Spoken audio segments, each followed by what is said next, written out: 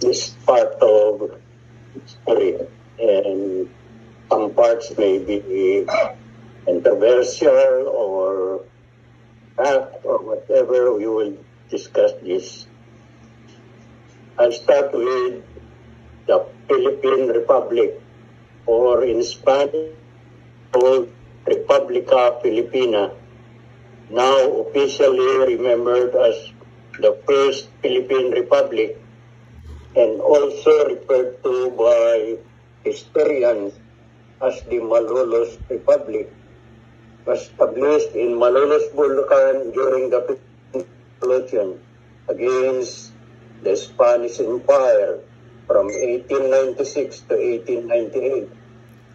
And the Spanish-American War between Spain and the United States, 1898, the promulgation of the Malolos Constitution on January 22, 1899, succeeding the revolutionary government of the Philippines.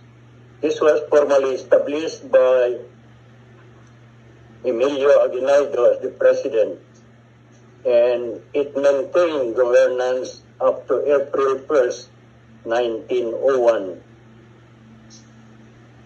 Following the victory at the Battle of Manila Bay, Aguinaldo returned to the Philippines, issued the Declaration of Philippine Independence on June 12, 1898. In December 1898, Spain and the United States signed the Treaty of Paris, ending the Spanish-American War. As part of the treaty, Spain ceded the Philippines to the United States. The treaty was formally proclaimed until April 11, 1899, when mutual ratifications were exchanged.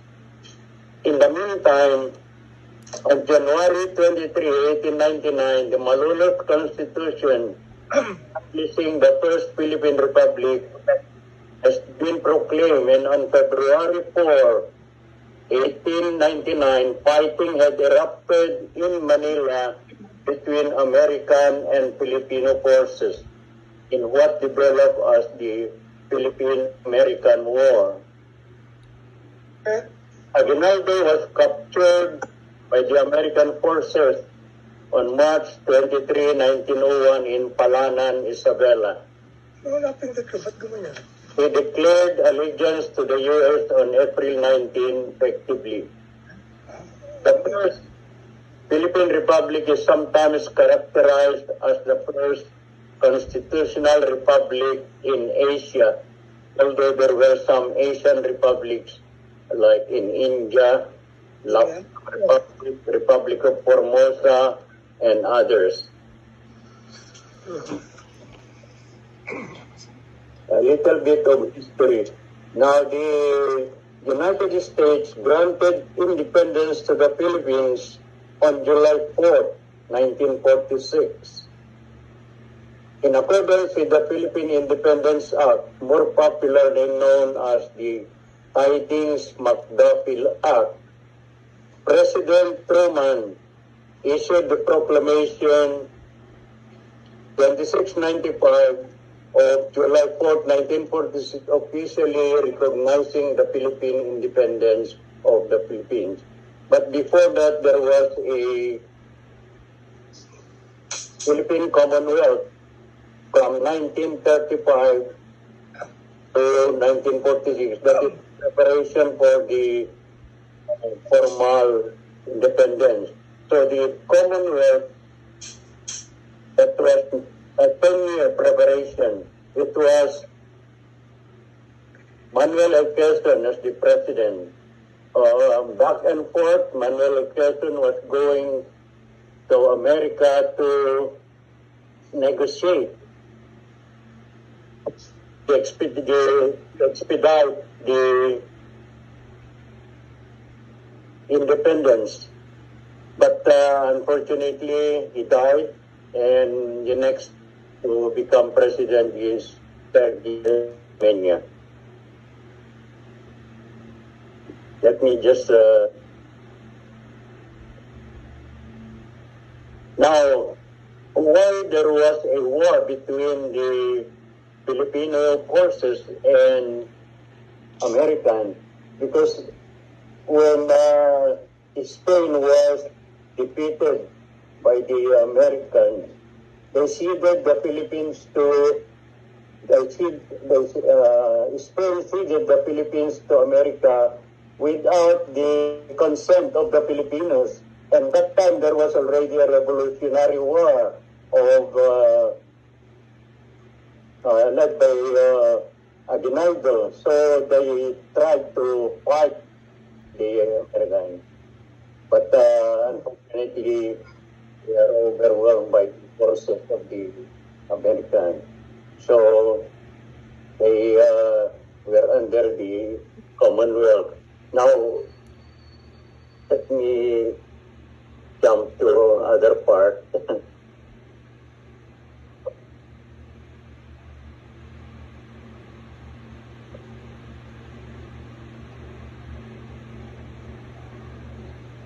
The U.S., even though they have already the Commonwealth and the independence of the Republic of the Philippines, the U.S. retained dozens of military bases, including a few major ones. In addition to independence, independence was qualified by legislation passed by the U.S. Congress.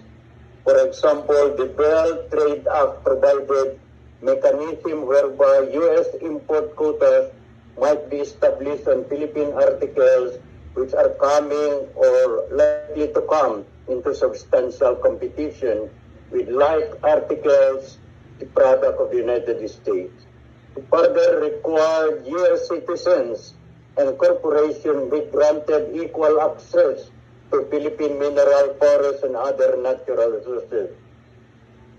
In hearing before the Senate Committee on Finance, Assistant Secretary of State William Clayton described the law as clearly inconsistent with basic foreign economic policy. Parang unfair kasi binigyan na nga tayo ng independence, nakikiyano pa rin sila sa property ng Philippines. The Philippine government had little choice but to accept this term of independence. Congress was threatening to withhold the post-war tour rebuilding fund unless the Bell Act would be ratified. And the Philippine Congress were obliged in July 2, 1946 to the independence. After independence, the U.S. continued to direct the country through Central Intelligence Agency operatives like Edward Lancel. And according to historians,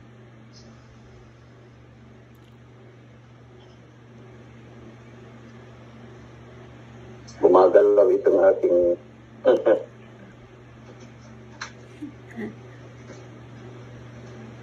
overused na.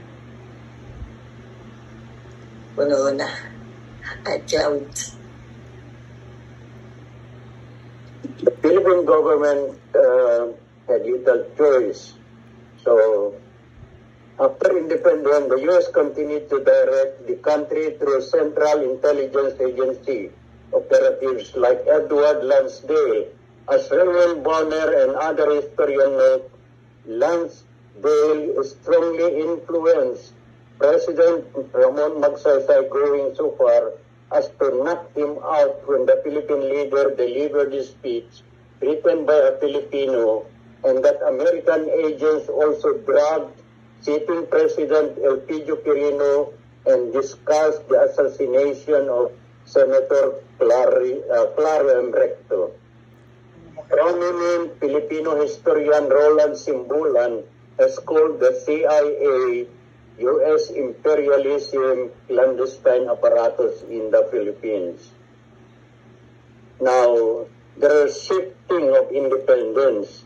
The Philippines currently celebrate its Independence Day on June 12, the anniversary of Emilio Aguinaldo's Declaration of Independence. But the declaration was not recognized by the United States, which after defeating the Spaniards, they acquired the Philippine Island through the Spanish-American Treaty.